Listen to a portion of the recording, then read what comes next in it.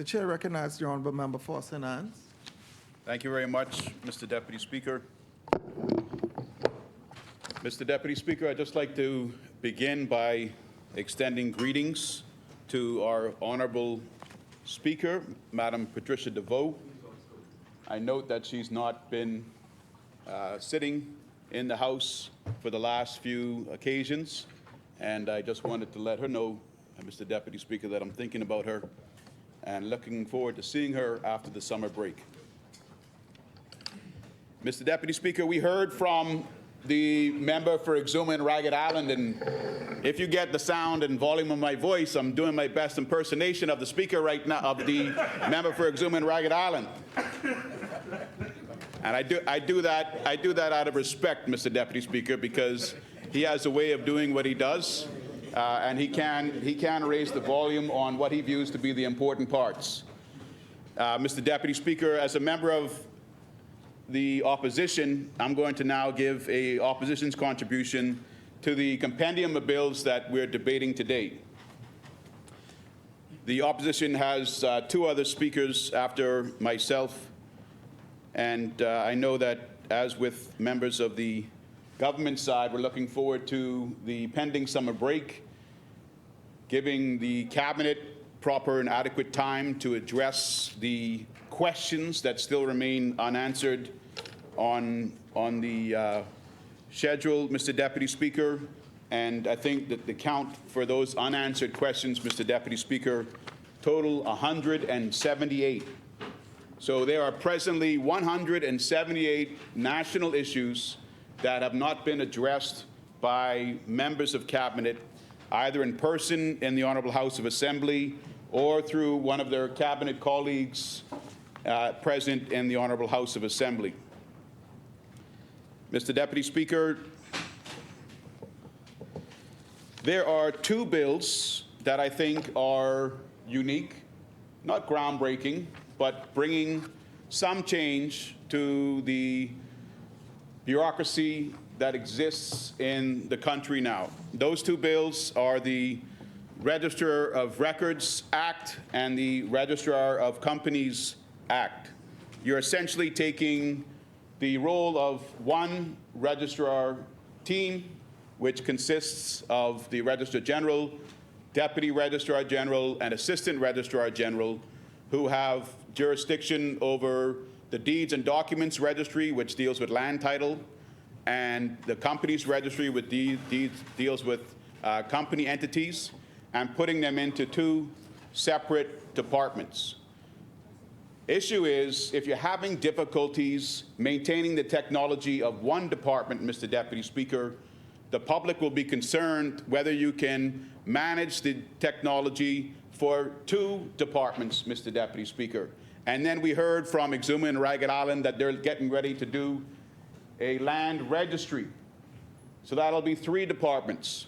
So where there have been inabilities and shortcomings for one department, we're now going to triple the workload, triple the technology, and triple the potential bureaucracy. Because instead of dealing with one registrar for a company's matter, for a land title matter, you're now going to be dealing with three. One for a deeds and documents matter, one for a land matter, and by the legislation today, one for a company matter. So instead of decreasing the red tape, the argument can be made that they are increasing their bureaucratic red tape. The ease of doing business, Mr. Deputy Speaker, could be at further risk of going down further than it has in recent years. Mr. Deputy Speaker, I'm going to move now to the Register of Records Bill. And it says in Section 2, interpretation, records. Records include freehold and leasehold grants from the Crown, certificates of naturalization, any document under the public seal or the seal at arms, wills or other testamentary papers on which probate may be granted together with the probate, and it goes on. but of interest to me, Mr. Deputy Speaker, of interest to my constituents, Mr. Deputy Speaker, and the Bahamian population at large, especially those in the Family Islands that can see development happening without foreknowledge of the administrator or without foreknowledge of constituents in the Family Island constituencies. This Register of Records bill, as I said on the interpretation, includes under records freehold and leasehold grants from the Crown. I raised the question in one of our recent sittings, Mr. Deputy Speaker, this issue with Athol Island.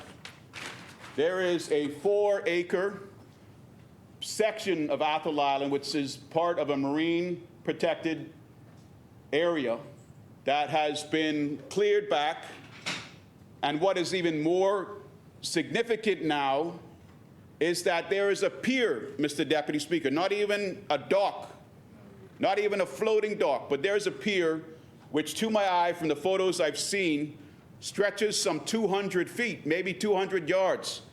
And that pier has dock pilings that go into the seabed. They don't rest on top of the surface of the water like a floating dock might, but they're in the protected marine area. And I note the member with portfolio for Crown grants and leases is in the House today, the good member for Central and South Andros. He wasn't when I raised it before, but can he tell us who has the leasehold grant for this 4-acre parcel that has the 200-foot estimate long pier, dock pilings digging into the seabed of a marine protected area, and at the end of that, I know from my time as chairman of the Town Planning Committee, at the end of that, there looks like some shanty shack, the ones that the good member for Central and South Duluth have been bulldozing down throughout the Family Islands. There's a shanty shack at the end of that pier, Mr. Deputy Speaker, which some suspect may be the location for the toilet facilities. Now, you're not supposed to have any structures, enclosed structures on docks in the Family Islands without specific permission. The reason and the main concern, Mr. Deputy Speaker, is that you're going to have fecal waste that will potentially be traveling through pipes and those structures. Now, we need to know, the public needs to know before we break for summer, who has this lease, and are the toilets meant to be going at the end of the dock? Was proper environmental permissions given? The chair recognizes Answers, the honourable please. member for South and Central Andros. Thank you, Mr. Deputy. I didn't want to disrupt the speaker, but it seems that he just wanted to repeat himself over and over again. So I'll respond to him that someone did get a lease, and they do have environmental approvals to do the work that they're doing over there. And he could check the records, and it's on record. But I wouldn't give the person's name in the House, but there is someone who got the lease, and they do have the environmental clearance to do what they're doing over there. Thank you, honourable member. So that seemed to be a position that was communicated just now or confirmed with a nod between two ministers presently sitting in this House. Because you had in the papers last week the director of the Department of Environmental Protection and Planning saying that no approvals had been given, that they were going to be looking into it. How, in this 51st year of our nation, are we giving approvals to persons that continue to damage our environment on a act first, ask later basis? The director, the woman in charge of ensuring that the proper environmental plannings are in place to give approvals for any project, is now being represented by the member for South and Central Andros to have given approvals to this project, Mr. Deputy Speaker, after the pilings were embedded in a marine Honourable member, sea the chair protected recognizes the habitat. honourable member for Central and South Andros. Yes, Mr. Deputy. So as the speaker don't belabor this point over and over again, I'll lay a document before he finishes the environmental approval that was given in February in this year. Thank you, honourable member. Thank you. Yeah.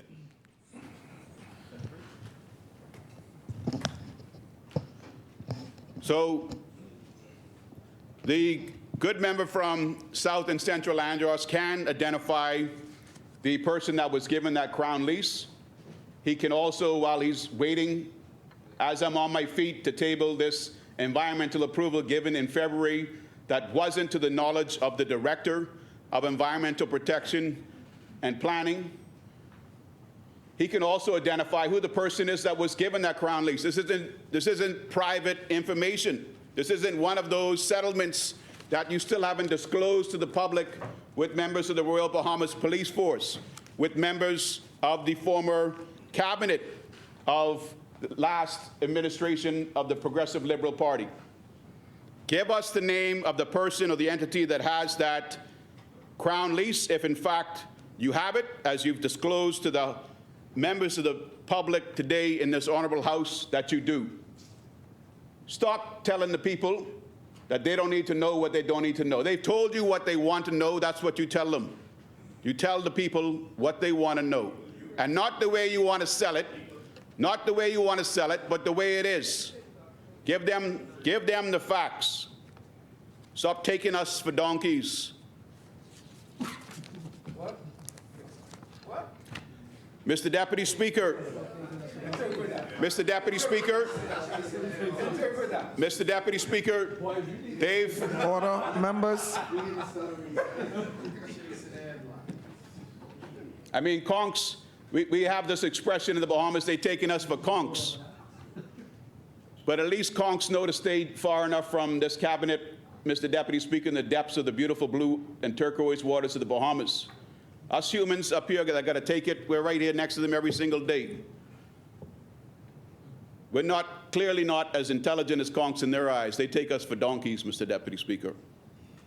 Now, Mr. Deputy Speaker, I expect that we will have an answer on this, and I don't expect that now, since there was environmental approval in February, the Director of the Department of Environmental Protection and Planning is going to go back on a previous statement in the press and say, oh yes, I also gave approval back in February, and I don't know why I said just earlier this month that no approvals have been given. There's also the issue of this being under the Bahamas National Trust. If not vested in them as a marine protected area, they are the national trustee recognized by all Bahamians that have an interest in protecting our marine land and sea parks.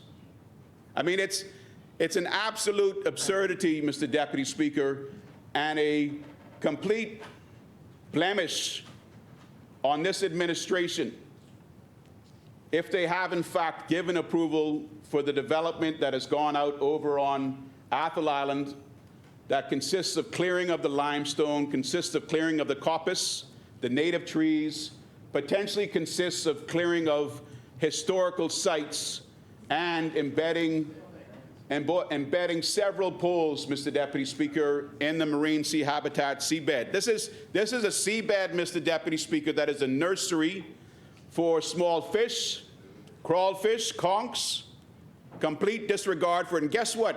This isn't going to be a 200-foot pier that is going to accommodate paddle boarders with a low impact, low footprint, low mark on our marine protected sea habitat. You don't build a pier out that long for a kayak or a paddleboard that can get right up onto shore in extremely shallow waters. You're building this for large vessels.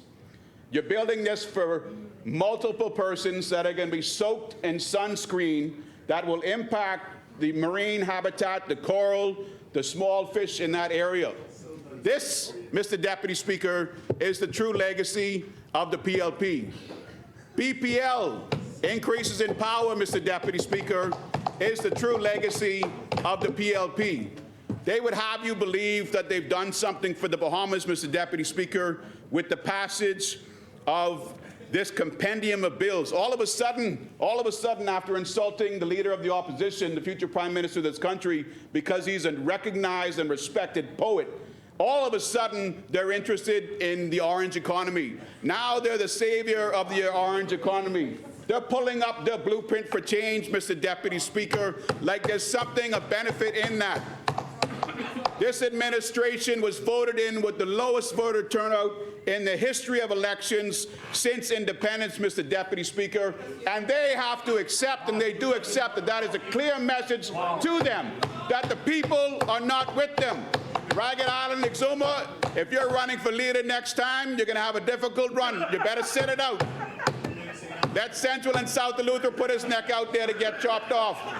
The F&M is coming in with the people in the next administration.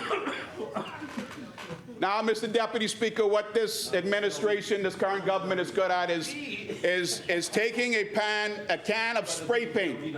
I'll describe it like this. They're taking a can of spray paint, okay? Water-based spray paint. All right? They're taking a can of water-based spray paint and spraying over legislation after legislation after legislation, just so that they can come back and say, we passed this, we passed that, we also passed the other thing. Mr. Deputy Speaker, and what I mean by that, and it's just water-based because it's going to wash off, not in latex. That'll wash off very quickly. Now, what I mean by that is they stood up today saying we're doing something great for the orange economy, right? Not these guys. They have ridiculed one of the leaders in the orange economy. The chair recognizes the honourable member for Exuma and Ragged Island. It's going over the top, Mr. Deputy. We have complained over and over about the member for St. Anne's making reference to the honourable members on this side using derogatory terms. I have spoken with him privately, Mr. Deputy, and asked him to make the relevant adjustments. Today, he is referring to us as you guys. We are offended by it, Mr. Deputy. It has an undertone that's unbecoming of honorable members. And I invite him to refer to members on this side, in this place, as honorable members. That's what we expect, Mr. Deputy. Thank you, honourable member. Honourable member for St. Anne's, can you address the members as honourable members in the House? Yeah, I can address them as honorable members, Mr. Deputy Speaker. I'll address them individually by their constituency. Thank you. But Mr. Deputy Speaker, 2 points. The member for Exuma and Ragged Island didn't have anybody interrupt him. The things that he said, and we can go back and listen to the recordings. This is on Facebook, on the Bahamas Parliamentary Channel on Facebook. The negative things that he said, standing on his feet, about this administration, Mr. Deputy Speaker, were highly insulting. He does that all the time. He does that all the time. He thinks he's getting brownie points with his party and with the public. The chair recognizes the honourable member for Exuma and Ragged Island. I'm really trying with the member, Mr. Deputy, and he seems to be missing a point. There is a line of decency in Parliament, and the member for St. Anne's consistently crosses the line. We've had enough of it, Mr. Deputy. We're not going to take it anymore. There's an undertone that's unbecoming, and I ask that he correct it forthwith. And that is the point, Mr. Deputy. That's the sole point. Thank you, Mr. Deputy Speaker. I would have expected better from the Minister of Tourism, Mr. Deputy Speaker. But I'm sitting here as the only Caucasian, was the term used in this House today about a gentleman in California with a description of junk canoe products. I'm sitting here on the opposition side as the only Caucasian.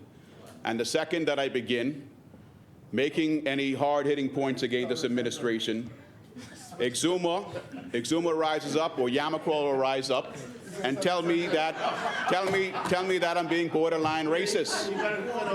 Now, Mr. Deputy Speaker, if that's the way they see me in their hearts, Mr. Deputy Speaker, they need self-reflection. They need self-reflection, Mr. Deputy Speaker. I don't intend to make the racial discrimination that I face from the government side an issue in this House, Mr. Deputy Speaker, but it just goes on too long. It's unnecessary. You know, we're well beyond that in this great Commonwealth of the Bahamas, Mr. Deputy Speaker. So I'll leave that there for now, and I'll put some effort into calling them by their constituency, Mr. Deputy Speaker. But I can't, as I have approximately 13 minutes left in this contribution, promise that I'm going to tone things down, Mr. Deputy Speaker, because we have had one of the greatest narrators members that can sell you something that doesn't entirely exist as though it's brand new, take us through the patents bill, the copyright bill, and the trademarks bill. I'm going to read one identical section from each of these bills. And if I can, I'll go back to my reference that their administration that takes a can of water-based spray paint over existing legislation. So these three bills, these were described as groundbreaking. These were described as going to set the orange economy apart. It was going to bring great wealth to those persons that hadn't received it in the past. But each one of these bills, Mr. Deputy Speaker, is repealing an existing bill, Mr. Deputy Speaker, and each one of these bills, I'm looking at the patents bill right now in the objects and reasons. It says this bill seeks to repeal and replace the Patents Act 2015, recent, in order to improve the legislative framework relating to the grant and administration of patents. Now, this is the section. So we all know 2015 was the last Christie administration.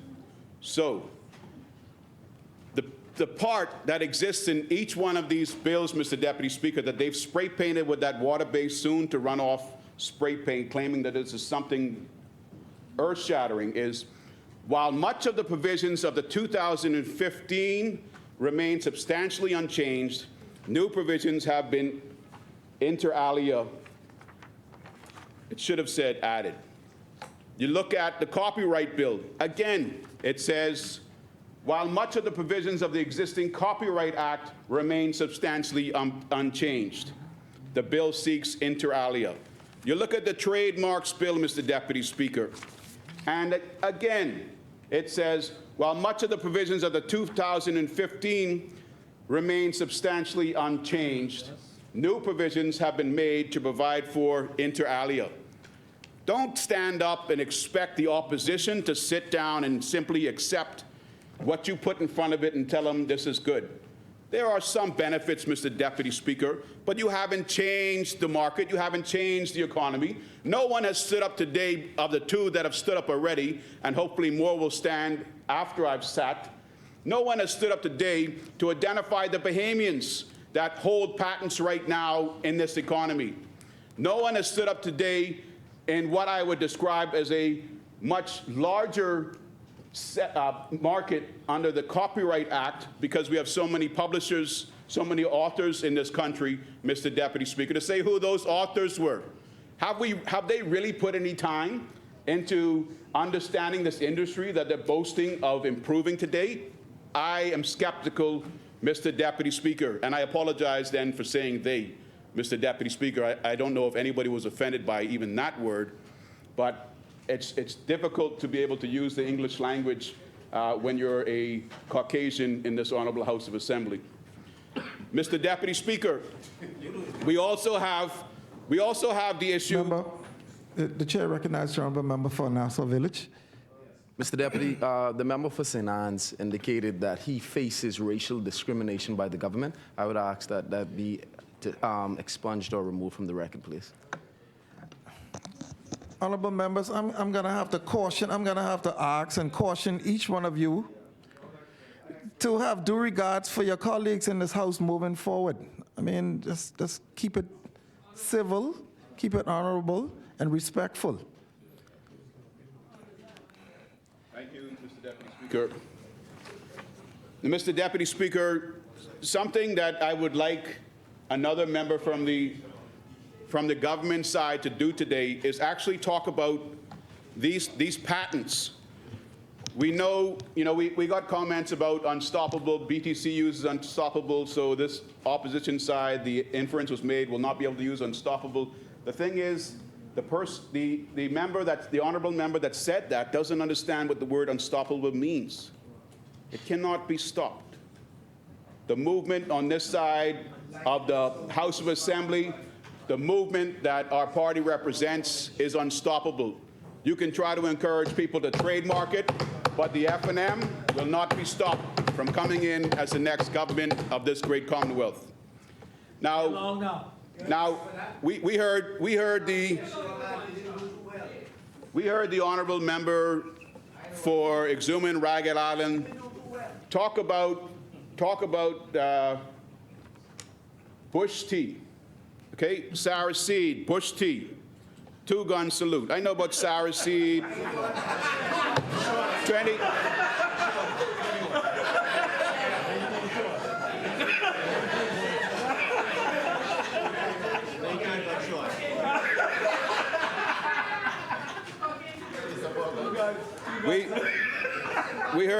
We heard the honorable member talk about sour seed, bush tea, and 21-gun salute.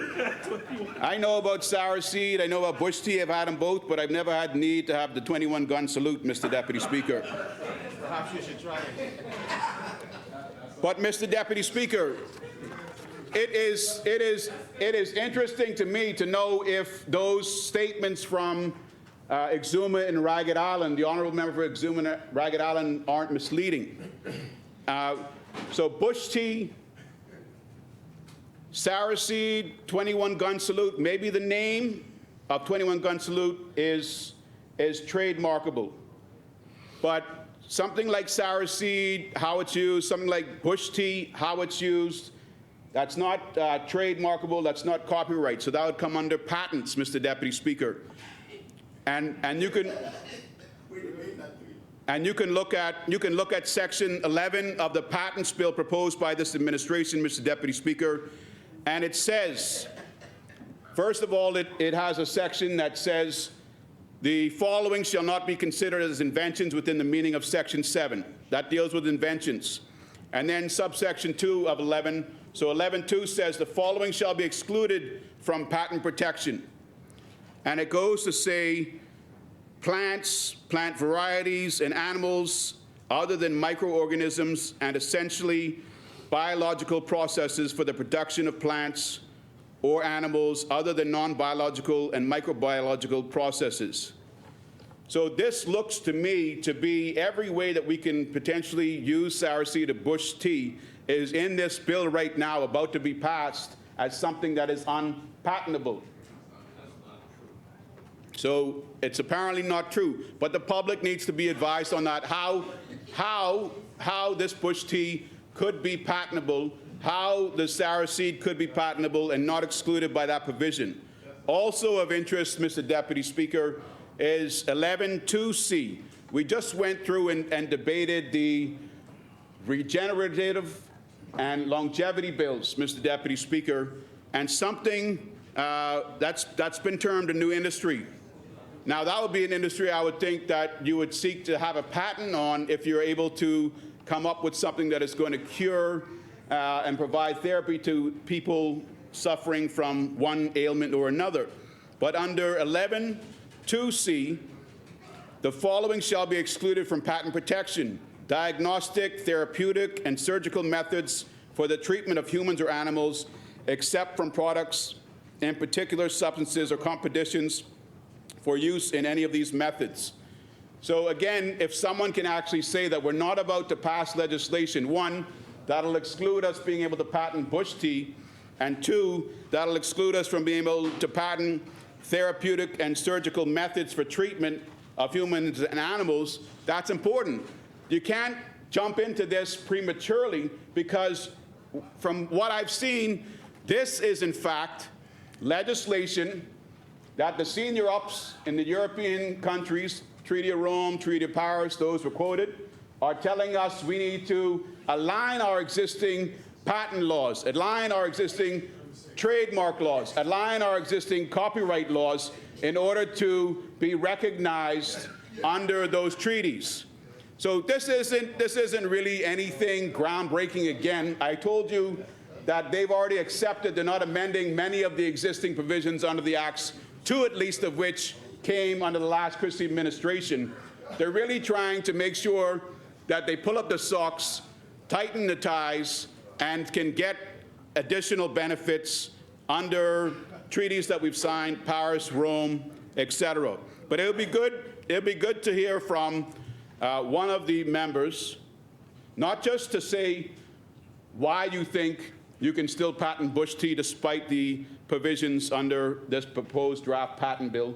why you can patent therapeutic and surgical methods for treatment of humans despite what's under this draft patent bill, but that in fact, before you have it go through committee stage in this honorable House and become law, that you know you are not going to be putting creatives that could come up with great ideas, great concepts, patentable ideas, you're not putting them out of the possibility of obtaining the patent because you made it illegal at this time.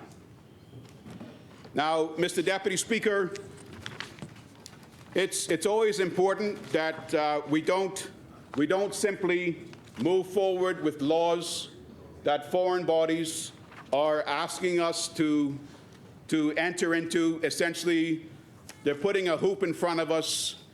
We like what's on the other side of the hoop, so we're pulling up, taking our hands off our kimbo, and we're jumping through the hoop. If we're going to make Bahamians millionaires, Mr. Deputy Speaker, through Bush teas and other products, let's make sure we don't unintentionally exclude them from day one.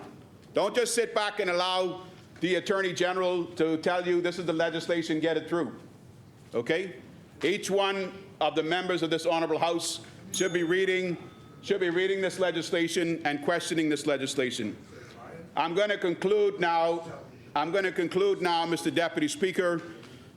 It's always stated by the member for Fox Hill, I see he's in the House now.